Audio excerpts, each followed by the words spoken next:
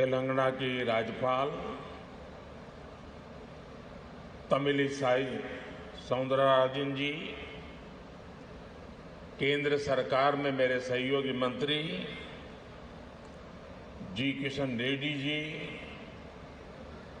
संसद में मेरे साथी श्रीमान संजय कुमार बंदी जी, यहां उपस्थित अन्य सभी महानुभाव, देवियों और सज्जनों, नमस्कार।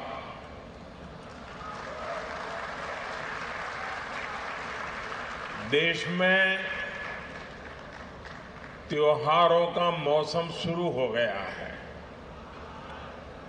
संसद में नारी शक्ति वंदन अधिनियम को पास कराकर हमने नवरात्र से पहले ही शक्ति पूजा के भाव को स्थापित कर दिया है।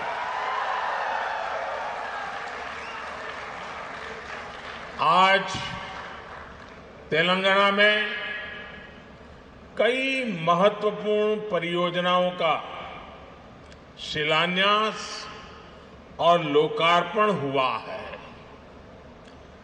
इससे यहां उत्सव का रंग और खिल उठा है।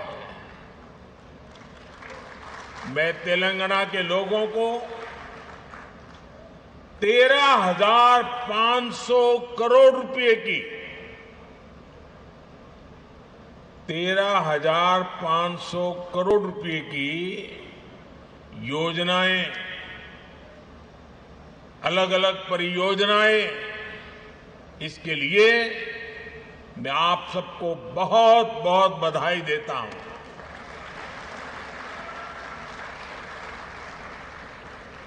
ना कुटुंब सभ्युल्लारा,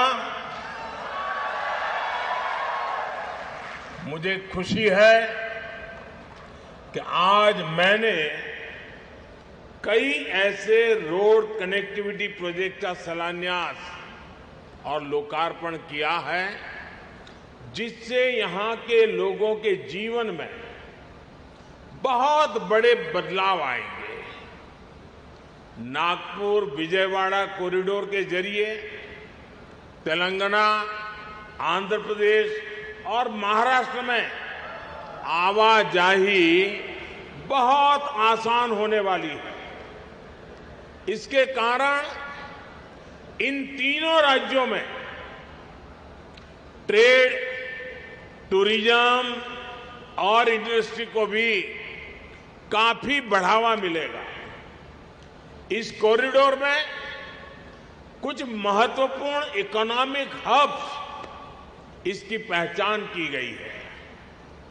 इसमें एक special economic zone, 5 mega food park, 4 fishing seafood cluster, 3 pharma and medical clusters और 1 टेक्सटाइल क्लस्टर भी होगा। इसके कारण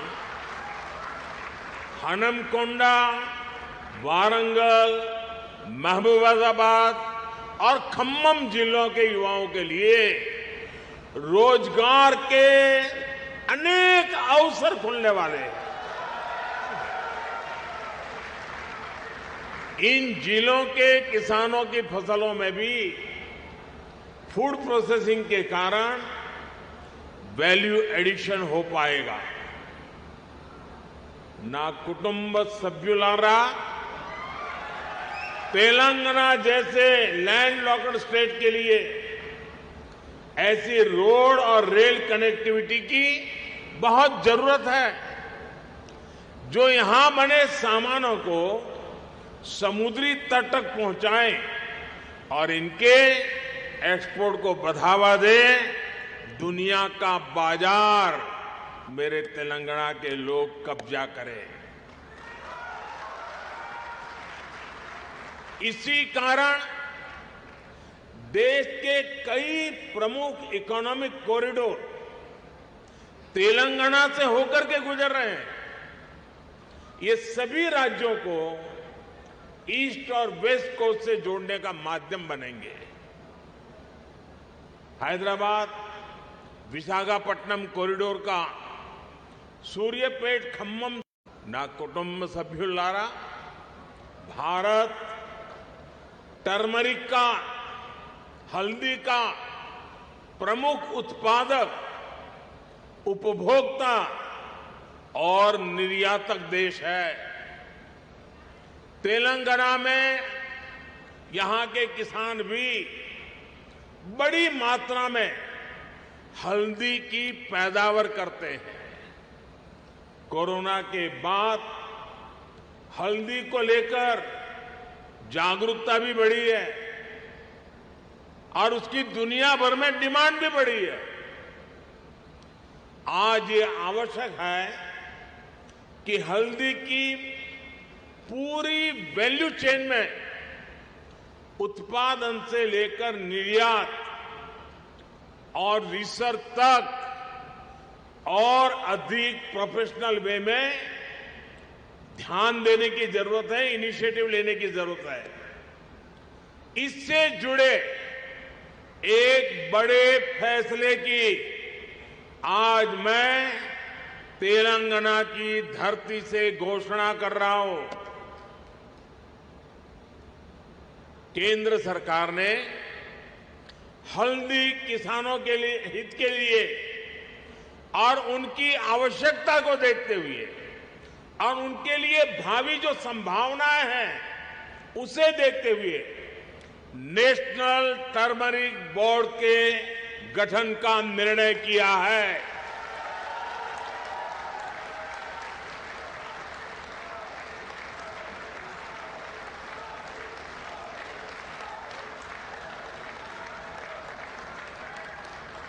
national turmeric board supply chain में वैल्यू एडिशन से लेकर इंफ्रास्ट्रक्चर के कार्यों तक किसानों की मदद करेगा।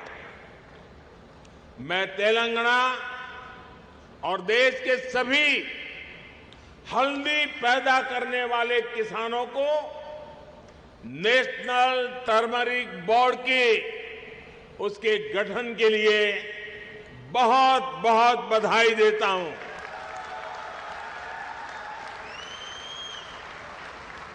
ना कुटुंब सभ्युलारा आज पूरी दुनिया में एनर्जी और एनर्जी सिक्योरिटी इस पर बहुत चर्चा हो रही है।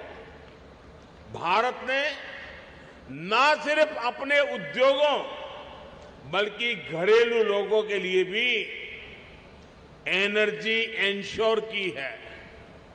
देश में एलपीजी कनेक्शन की जो संख्या 2014 में 14 करोड़ के आसपास थी, वो 2023 में 32 करोड़ से ज्यादा हो गई है। हाल ही में हमने गैस सिलेंडरों की कीमतों में भी कमी की है। भारत सरकार एलपीजी एक्सेस को बढ़ाने के साथ अब इसके डिस्ट्रीब्यूशन नेटवर्क का भी विस्तार करना जरूरी समझती है।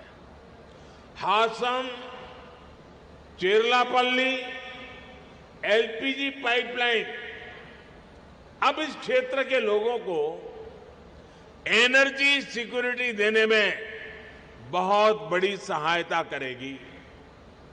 यहां पर कृष्णापट्टनम से हैदराबाद के बीच मल्टी प्रोडक्ट पाइपलाइन का भी शिलान्यास हुआ है।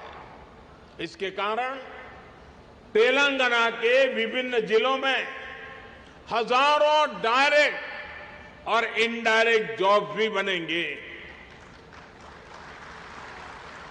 ना कुटुंब सभ्युलारा, मैंने आज हैदराबाद केंद्रीय विश्वविद्यालय में विभिन्न भवनों का उद्घाटन किया।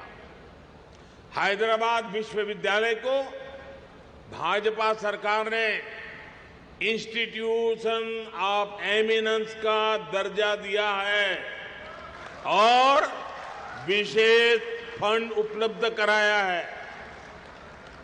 आज मैं आपके बीच एक और बड़ी घोषणा करने जा रहा हूं।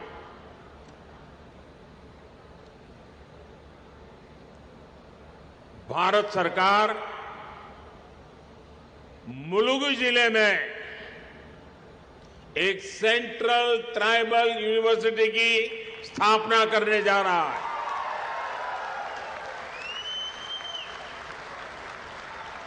और इस विद्यालय का नाम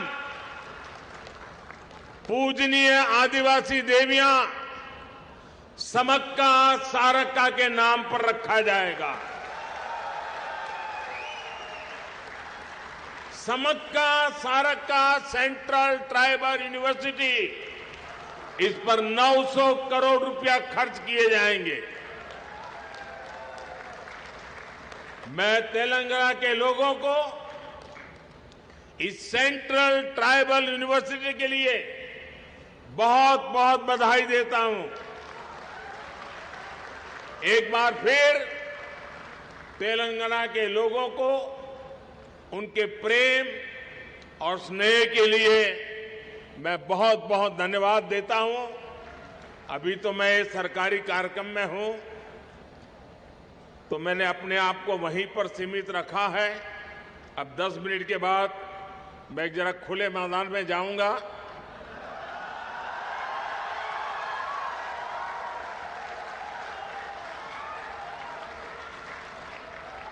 तो वहां जरा खुले मन से बातें करूंगा। अरे मैं वादा करता हूं, मैं जो भी कहूंगा वो तेलंगाना के दिल की बातें करूंगा, यहां के लोगों के दिल की बातें करूंगा। बहुत बहुत धन्यवाद।